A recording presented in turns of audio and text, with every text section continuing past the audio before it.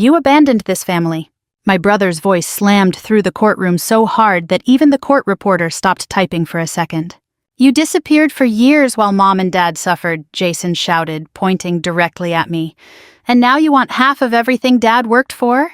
The judge didn't answer right away. Instead, he opened a thick folder from the estate records and slowly adjusted his glasses. Then he looked at Jason and asked one quiet question. "Mr. Carter, who exactly sent your mother $12,000 every month for the last 8 years?" The room went completely silent. Jason's face lost color, and for the first time in my life, my older brother looked afraid.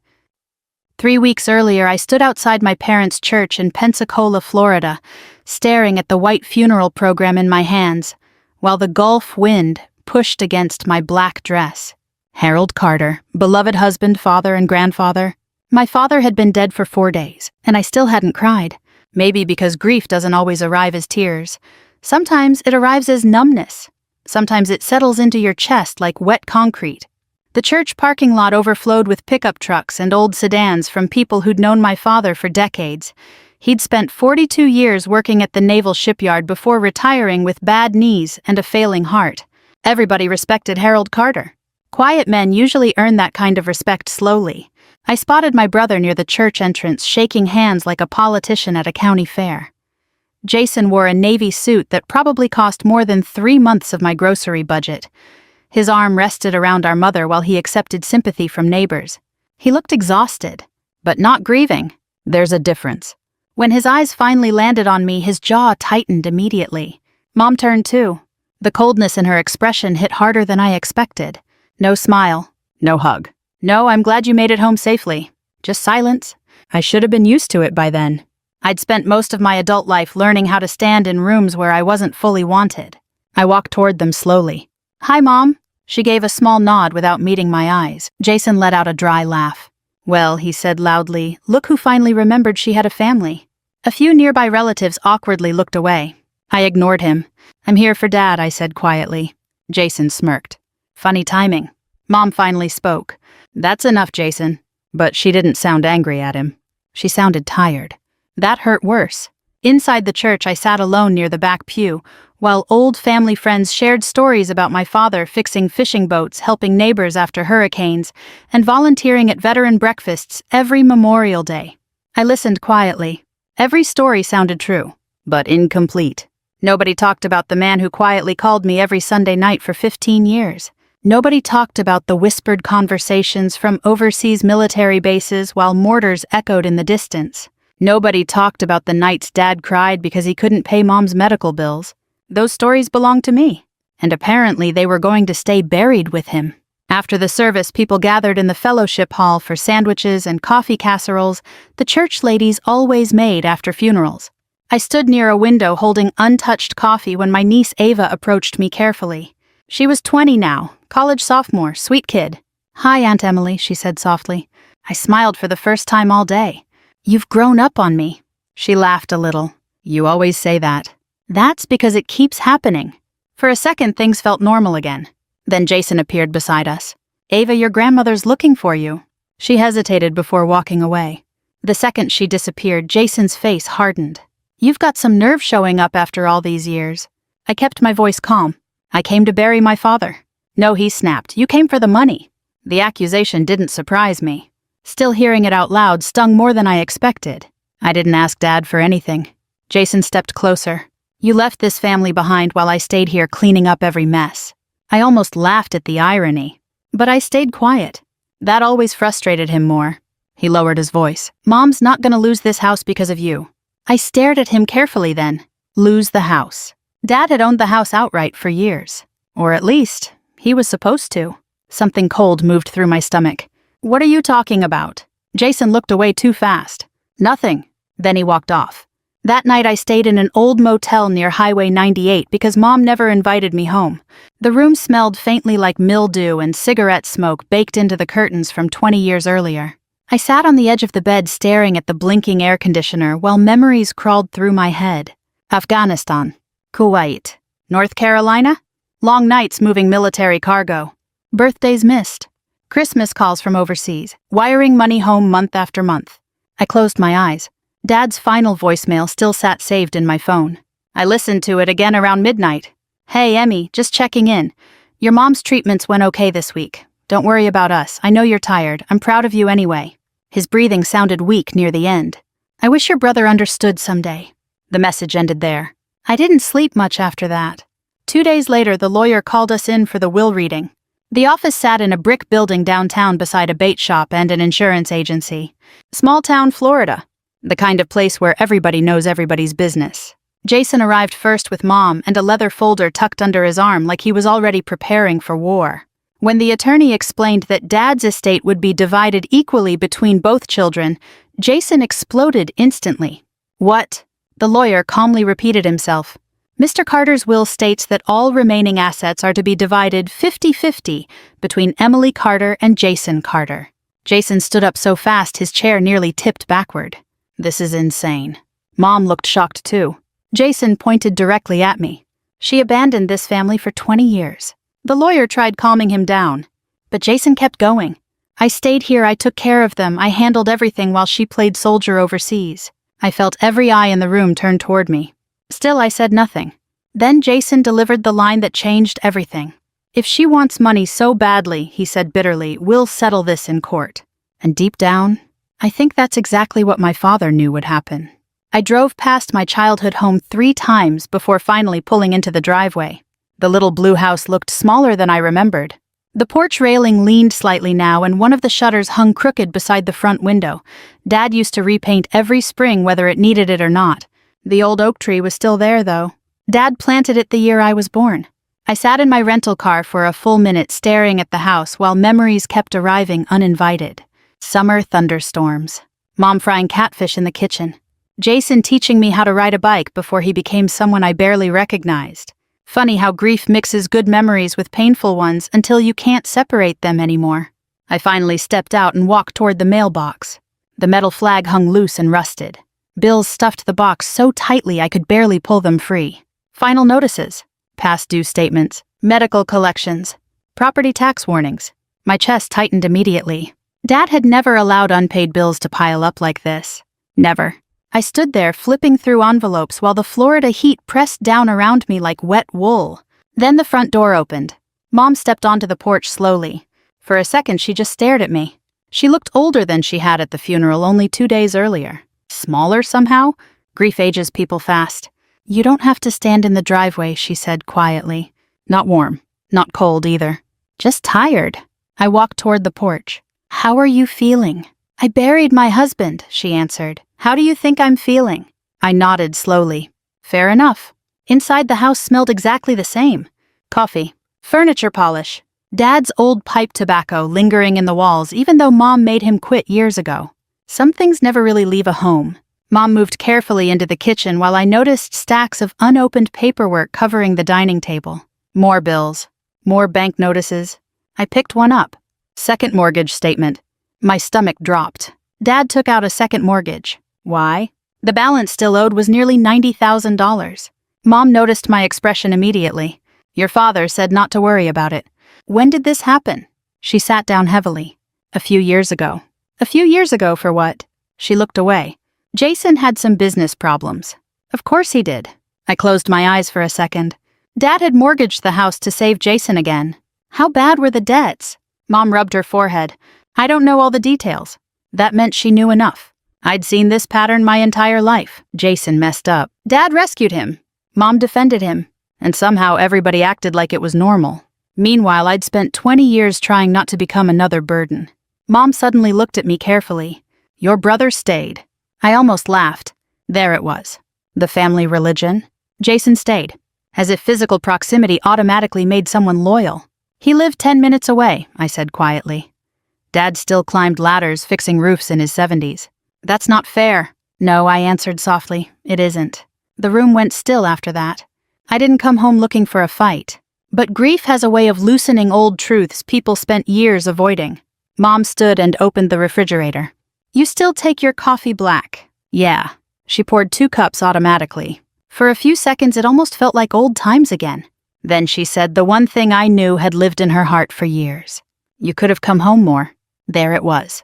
The accusation beneath every conversation since I enlisted. I wrapped both hands around the coffee mug before answering. The Marines sent me where they needed me. You always chose them. No, I said gently, I chose survival. Mom frowned. I rarely talked about our childhood openly. Dad worked constantly, but money was always thin. Jason burned through what little we had. And after he started gambling in his 20s, things got worse. There were months when Mom skipped medications to keep lights on. Months Dad secretly borrowed money from coworkers. I remembered the night I enlisted clearer than almost any memory in my life. Dad sat beside me on the back porch while cicadas screamed in the dark summer trees. You sure about this, Emmy? No, I admitted, but I can't stay here. Dad nodded slowly. I know. What if Mom hates me for leaving? He looked toward the kitchen window where Mom and Jason laughed over television reruns inside. Your mother loves hard, he said quietly. But sometimes she confuses love with holding on. I never forgot that sentence. Basic training changed me fast. The Marines have a way of stripping weakness out of you whether you're ready or not. I learned discipline, silence, distance. And I learned how to keep functioning while lonely. Especially lonely. The first time Dad asked for money, he sounded embarrassed. Only temporary, he promised over the phone. Jason had wrecked his truck drunk and lost another job. I wired $3,000 the next morning. Then came Mom's medications, then roof repairs after a hurricane, then overdue property taxes, then Jason's bankruptcy, then hospital bills after Dad's heart surgery. Eventually, the money transfers became routine, every month, without fail. Even after leaving active duty and moving into military logistics contracting, I kept sending money home. $12,000 monthly during the final years. Most of my salary disappeared before I ever touched it. But I kept living simply anyway. Small apartment. Used truck. No vacations. No husband. No children. Just work. And family obligations nobody acknowledged. Mom interrupted my thoughts suddenly. Jason says you're fighting him over the inheritance. I stared at her. I'm not fighting anyone. He says you want to force us to sell the house. The realization hit me immediately. Jason was poisoning her against me already. I would never throw you out of this house. Mom looked uncertain. That hurt more than anger would have. She truly didn't know what to believe anymore. A truck engine rumbled outside suddenly. Jason. Of course. He stormed into the kitchen carrying grocery bags dramatically like a man auditioning for sainthood. The second he saw me, his expression darkened. What are you doing here? Talking to Mom. Jason dumped groceries onto the counter. Well, Mom needs rest, not stress. I stood slowly. You mean she needs protection from the truth? His eyes narrowed instantly. What's that supposed to mean? I held up the mortgage statement. How much debt did you put Dad in? Mom immediately looked nervous. Jason stepped forward defensively. You don't know what you're talking about. Then explain $90,000. His face flushed red. That was Dad's decision. No, I said quietly, it was his sacrifice. Jason slammed his hand against the counter. You think sending checks makes you family? The words echoed through the kitchen. Mom looked stunned. And in that moment, I realized something terrible. Jason knew.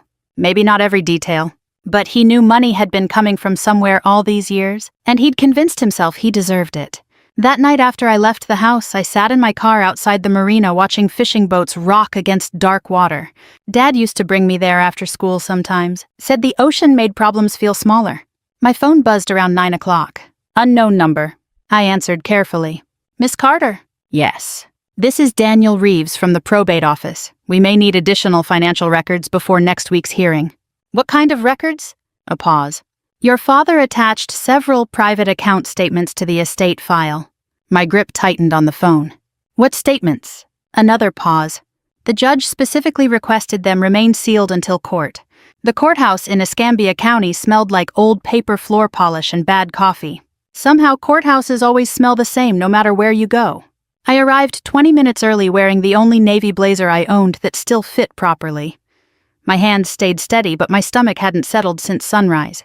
I'd spent years working around military command centers, emergency logistics operations, and deployment briefings. None of that prepared me for sitting in a courtroom while your own family argued about your worth. Jason stood near the courtroom doors with his attorney when I walked in. He stopped talking immediately. His lawyer, a silver-haired man named Richard Coleman, looked polished and expensive. The kind of attorney who knew how to make ordinary people feel small without ever raising his voice. Jason folded his arms. You actually came. I looked at him evenly. You filed the case. His jaw tightened. You could still walk away from this peacefully. I almost smiled. Peacefully. Interesting word coming from him. Before I could answer, Mom entered slowly behind Jason. She looked nervous, more fragile than angry now. Her eyes met mine briefly, then dropped toward the floor. That hurt more than Jason's accusations ever could. The bailiff opened the courtroom doors a few minutes later. Carter estate hearing. We entered quietly. Judge Walter Bennett already sat at the bench reviewing paperwork through reading glasses low on his nose.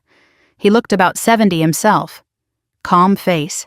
Former military, if I had to guess from the posture alone. The courtroom wasn't crowded, but several relatives had shown up anyway.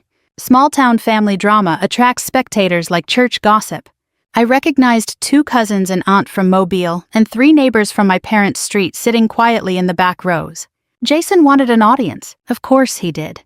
The hearing began formally enough. Estate summaries. Property values. Outstanding debts. Then Richard Coleman stood. Your Honor. He began smoothly. My client believes the existing will fails to reflect the reality of who actually cared for Harold and Diane Carter during their later years. I sat quietly. Coleman continued. Mr. Jason Carter remained physically present for both parents, while Miss Emily Carter voluntarily removed herself from the family for nearly 2 decades. There it was. Physically present. As if sitting nearby automatically counted as sacrifice, the attorney walked slowly before the judge. Mr. Carter handled medical appointments, household responsibilities, transportation needs, and emotional support, while his sister pursued a military career and later private contracting opportunities overseas. Jason lowered his head slightly at exactly the right moments. Performance, every bit of it. Then the attorney delivered the line designed to destroy me. Quite frankly, Your Honor, my client believes Miss Carter abandoned her responsibilities as a daughter. The word hung there. Abandoned. Like I'd deserted wounded people on a battlefield. Judge Bennett glanced toward me calmly.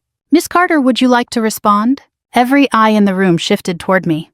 I could have explained everything right then. The deployments, the bills, the transfers, the years Dad quietly called asking for help. But something stopped me. Maybe exhaustion, maybe pride, or maybe I was simply too tired to beg people to see love that should have been obvious already. So I answered honestly. I served where I was assigned, Your Honor. Jason let out a bitter laugh. There she goes again, always talking like a soldier instead of a daughter. The judge frowned slightly. Mr. Carter, control yourself. Jason shook his head emotionally. No, Your Honor, somebody finally needs to say it. He turned toward the courtroom dramatically. My father died believing this family was broken because my sister chose strangers over us.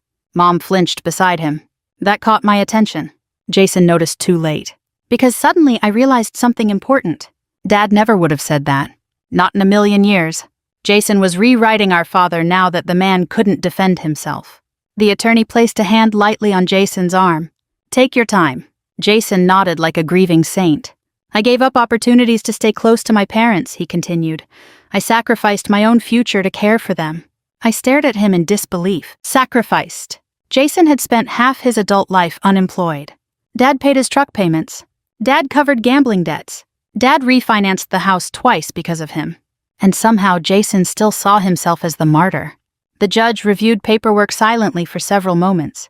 Then he looked toward Mom. Mrs. Carter, would you like to make a statement? Mom hesitated. Her hands trembled slightly. Jason leaned closer to her immediately. You can tell the truth, Mom.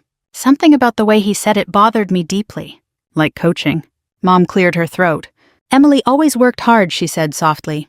Jason's expression changed instantly.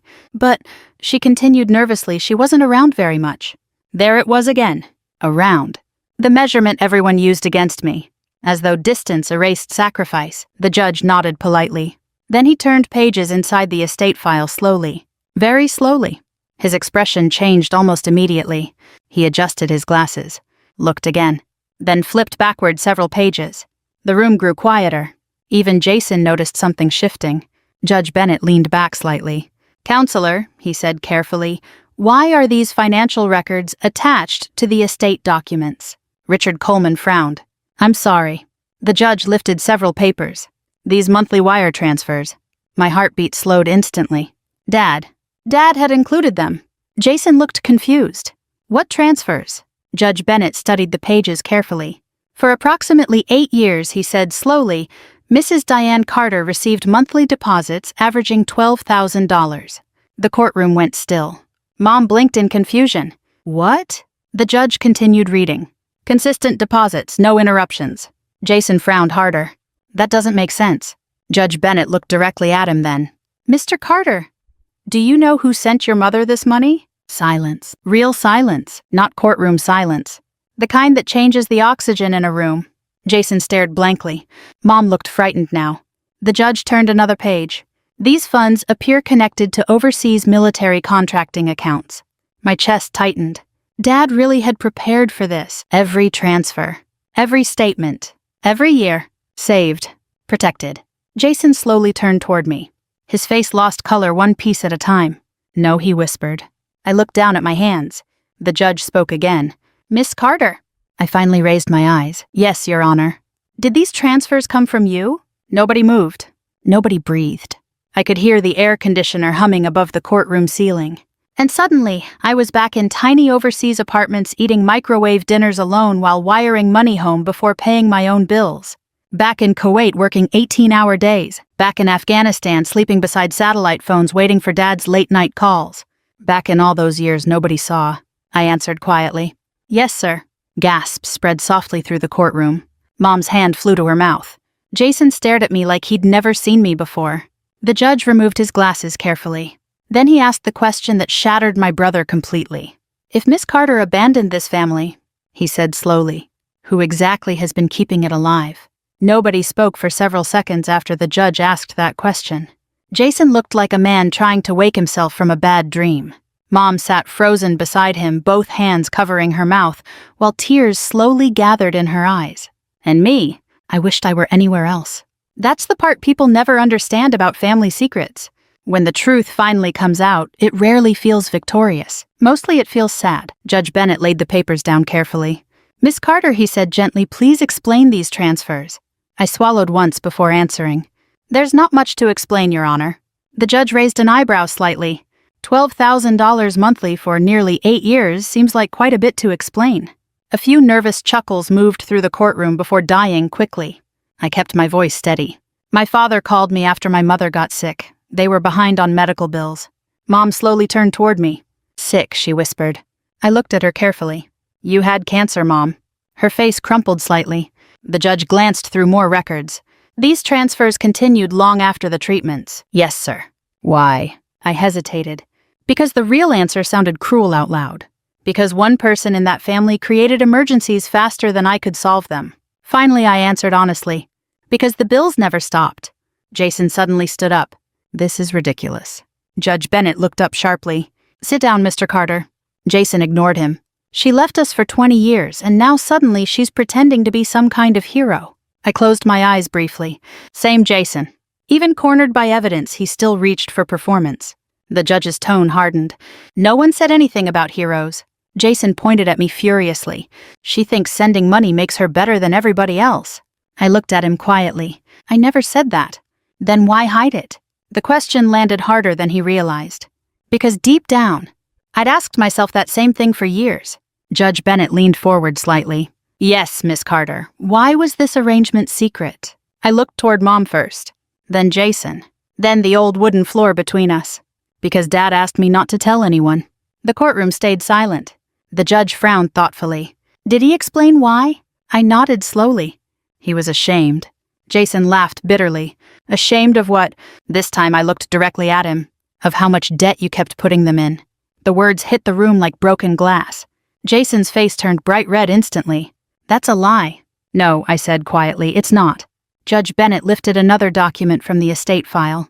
What exactly were these debts connected to? I answered before Jason could. Failed businesses, credit cards, gambling loans, 2 bankruptcies, back taxes. Mom stared at Jason in disbelief. Jason. He turned toward her immediately.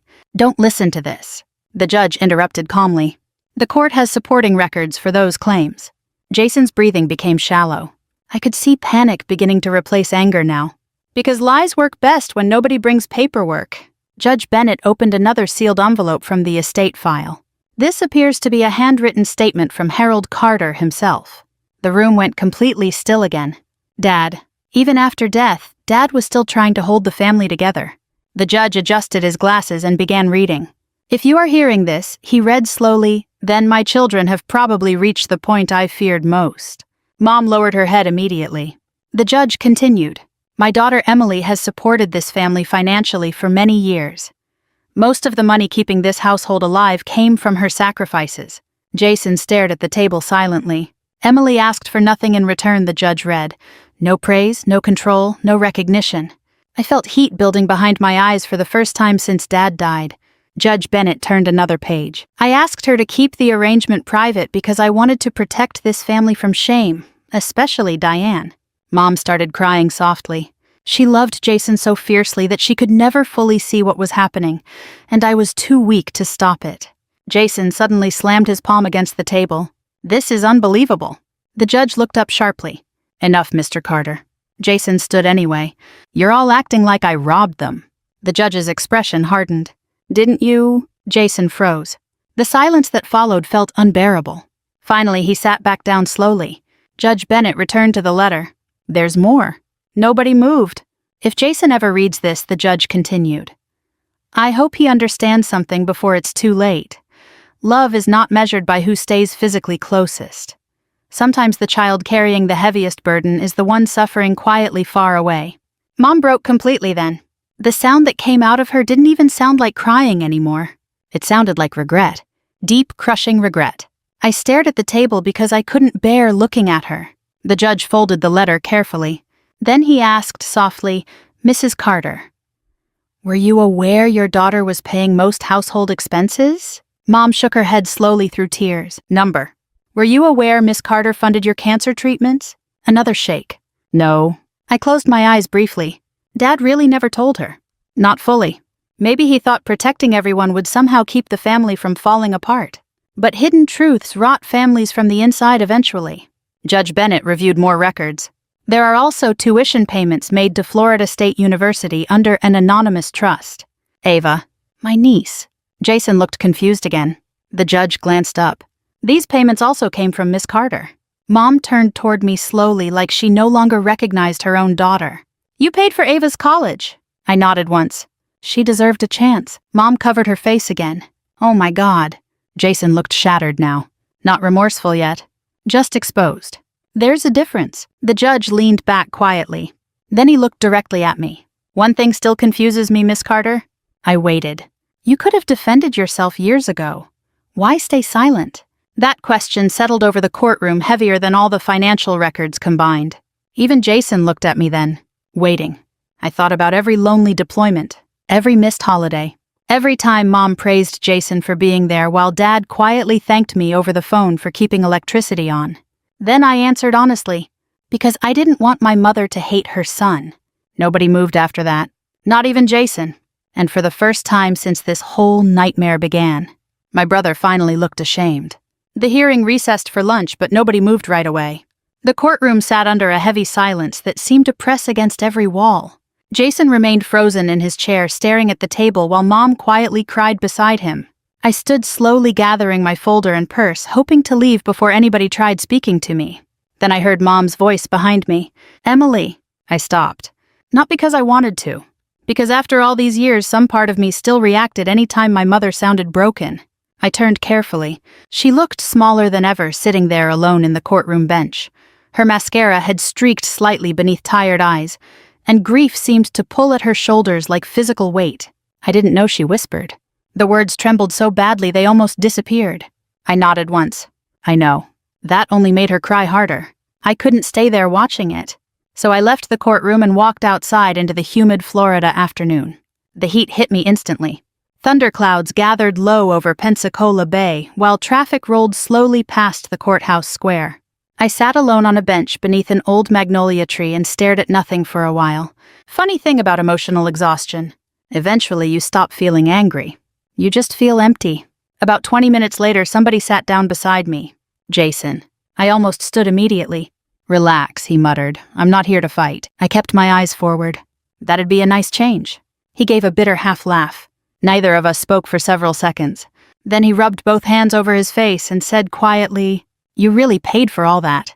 There was no point lying anymore. Yes. Why? I looked at him carefully. What do you mean, why? You hated us. That one genuinely stunned me. I turned fully toward him for the first time all day. Hated you. He shrugged helplessly. You left. There it was again.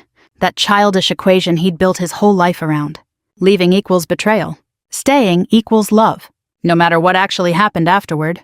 I leaned back against the bench slowly. You know what I remember most from leaving for basic training? He frowned slightly.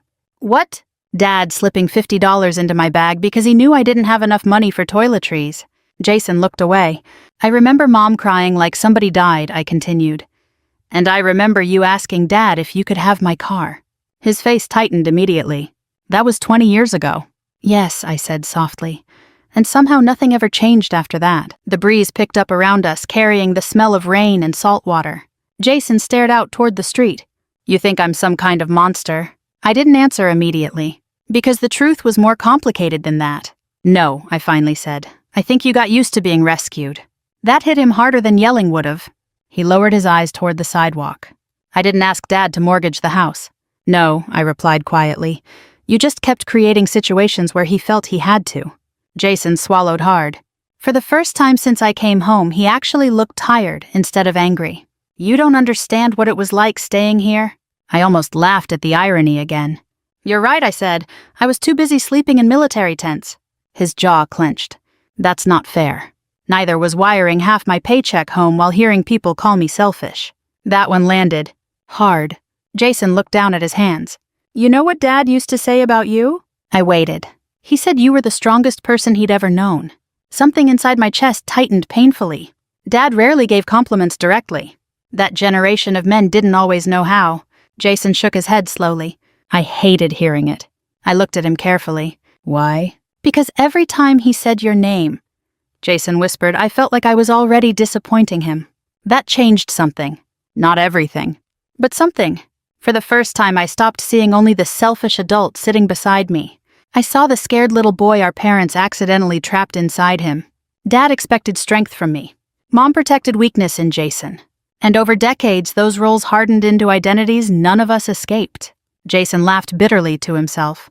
You know the worst part? What? I actually convinced myself you owed us that money. I stared at him. He shook his head in shame. You left, so I figured, I don't know, maybe taking care of Mom and Dad was your responsibility financially. The honesty sounded ugly. But honest ugliness is still better than lies. Rain finally began falling lightly through the magnolia branches overhead. Jason looked exhausted. I really thought you abandoned us. I answered quietly. No, you just needed me invisible. That sentence stayed between us for a long time. Eventually, Jason stood slowly. I don't know how to fix this. I looked toward the courthouse windows. You probably can't. He nodded sadly like he already knew that. Then he walked away through the rain. That evening I returned to the motel expecting another lonely night and bad television. Instead I found Mom sitting outside my room in one of the plastic chairs near the ice machine. Seeing her there nearly stopped my heart. She stood slowly when she saw me. I hope this isn't inappropriate. I unlocked the room quietly. Come inside. The motel air conditioner rattled loudly while Mom sat carefully at the small table by the window. She looked around the room once. You been staying here this whole time? Yes. Guilt crossed her face immediately. I sat across from her. Neither of us knew how to begin. Finally, Mom reached into her purse and pulled out a bundle of old envelopes tied with string. I found these in your father's dresser. I recognized my handwriting instantly. Letters. Dozens of them. Letters I mailed home from overseas bases over the years. Mom's hands trembled while touching them. I never read most of these, she admitted quietly. Your father said you were busy and didn't want to bother me with military things. I swallowed hard. Dad protected everyone until the very end. Mom opened one carefully. I spent Christmas eating vending machine cookies in Kuwait tonight. She read softly, tears already forming again. But at least the money should arrive before the mortgage payment is due. Her voice cracked completely. She opened another. I know Jason's struggling again. Please don't make him feel ashamed. Just tell Dad I'll send extra next month. Another. I'm sorry I missed your birthday, Mom. I promise I'll make it home next year. She stopped reading then because she couldn't continue. The room filled with quiet crying. Not dramatic. Not loud. Just years of misunderstanding finally collapsing under truth. Mom looked at me through tears. You were lonely all this time? I nodded once. Yes. She covered her mouth and whispered the words I'd waited 20 years to hear. You never abandoned us. The final hearing took place 3 days later under gray skies and steady Florida rain. By then, word had spread through half of Pensacola. Small towns survive on fishing church suppers and other people's family tragedies. When I walked into the courthouse that morning, conversations quietly stopped around me. Not hostile this time. Awkward. Respectful, maybe. I still wasn't sure how to feel about that. Jason stood alone near the courtroom doors when I arrived. No dramatic performance, no loud speeches, no expensive lawyer trying to shape the room. Just my brother looking older than he had a week earlier. He nodded once when he saw me. I nodded back. That was enough. Inside the courtroom, Judge Bennett reviewed the final estate documents while rain tapped softly against the tall windows. Mom sat between us this time instead of beside Jason. A small detail. But emotionally, it meant everything. The judge cleared his throat. After reviewing all financial records, testimony, and supporting documents, this court finds no basis to challenge Harold Carter's original will. Jason lowered his eyes immediately. The estate, the judge continued, will remain divided equally between both children. Nobody reacted. No celebration. No victory. Because by then, this had stopped feeling like a fight over money. Judge Bennett folded his hands together. However, he added carefully, I would like the record to reflect something beyond legal findings. The courtroom quieted further. I have presided over probate and family cases for over 30 years, he said. Most involve anger over property. Very few involve sacrifice of this magnitude. I stared down at the table silently. The judge looked toward Jason. Your sister spent years carrying responsibilities that should never have belonged to one person alone. Jason nodded faintly without arguing. Then the judge looked toward me. And Miss Carter, silence may protect a family temporarily, but hidden sacrifice eventually becomes another form of suffering. That one stayed with me. Because he was right. Keeping quiet hadn't saved us. It only delayed the collapse. The hearing officially ended a few minutes later. People slowly began standing and gathering papers while quiet conversations filled the room. Then something unexpected happened. Jason stood. Not dramatically. Not loudly. He simply faced the courtroom and cleared his throat. I need to say something. The room settled again. Jason looked nervous for the first time in his life. My sister didn't abandon this family, he said quietly. I just spent too many years blaming her because it was easier than blaming myself. Mom immediately started crying again. Jason continued slowly. I kept telling myself staying nearby made me the better son. But the truth is... He swallowed hard. I stayed because everybody kept rescuing me. Nobody moved. I loved my father, he whispered, but I also used him. Those words cost him something. You could hear it. Real accountability always hurts. Jason turned toward me fully then. I don't expect forgiveness, he said, but I am sorry. For a second, 20 years of anger pressed against my chest all at once. Missed birthdays. Overseas holidays. Phone calls asking for more money. Being treated like a stranger in my own family. Part of me wanted to stay angry forever. Honestly, it would have been easier. But Dad didn't spend his entire life trying to hold us together just so we could destroy each other after he died. So I answered honestly, I'm still angry. Jason nodded slowly. I know, but... I continued quietly, I'm tired of losing family. That nearly broke Mom completely. She reached for both our hands at once like she was afraid we might disappear again if she let go. Outside the courthouse, rain still poured steadily over the parking lot while people rushed beneath umbrellas. Jason lingered beside my truck awkwardly. There's something else, I said. He looked up cautiously. I spoke with the estate attorney yesterday. His expression tightened immediately. I'm not taking the full inheritance. Jason frowned in confusion. What? I leaned against the truck door. Dad wanted Ava protected more than anything. Jason blinked several times. I'm placing part of my share into an education and housing trust for her. He stared at me speechless. You'd still do that, after everything. I looked toward the rain. Ava didn't cause any of this. Jason covered his eyes briefly with one hand. When he lowered it again, tears mixed with rain on his face. My older brother had probably spent half his life avoiding shame. Now it finally sat in front of him with nowhere left to run. I don't deserve that kind of kindness, he whispered. No, I said gently. Probably not. He almost laughed through the tears. But Dad would have wanted it anyway. That finished him. Jason broke down completely right there beside the courthouse parking lot. Not loud. Not dramatic. Just a tired, middle-aged man finally collapsing under years of denial. And for the first time since we were children, I put my arm around my brother. Man, 6 months later, we stood together beside Dad's grave on a quiet Sunday morning. The oak trees around the cemetery swayed gently in warm Gulf Coast wind, while distant church bells echoed across town. Mom placed fresh flowers carefully beside the headstone. She looked healthier now, lighter somehow, not because grief disappeared, but because truth finally had room to breathe inside our family. Jason had started attending Gamblers Anonymous meetings 3 months earlier. He found steady work managing inventory at a marine supply warehouse. Nothing glamorous, but honest. Ava was preparing for graduate school, and me, for the first time in 20 years, I'd stopped taking overseas contracts. I rented a small house 15 minutes from Mom's place. Close enough to help, far enough to breathe. As we prepared to leave the cemetery, Mom reached for my hand. "Your father would be proud of you." I smiled softly. "He loved you too, Mom." Fresh tears filled her eyes immediately. "I know," she whispered. We ate dinner together afterward at a little seafood restaurant near the marina. Nothing fancy. Fried shrimp, hush puppies, bad coffee. But somewhere between passing tartar sauce and arguing about football scores, we started sounding like a family again. Not perfect, not healed completely, but trying. And at our age, sometimes trying is the bravest thing left. If this story touched your heart, remember to cherish the quiet people in your life, the ones who carry burdens without asking for praise.